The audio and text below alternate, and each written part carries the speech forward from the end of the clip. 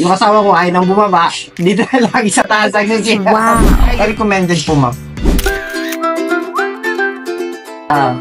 Hello mga kapilmiray, andito po kami ngayon sa bahay ni Sir Bong sa Rodriguez Rizal po.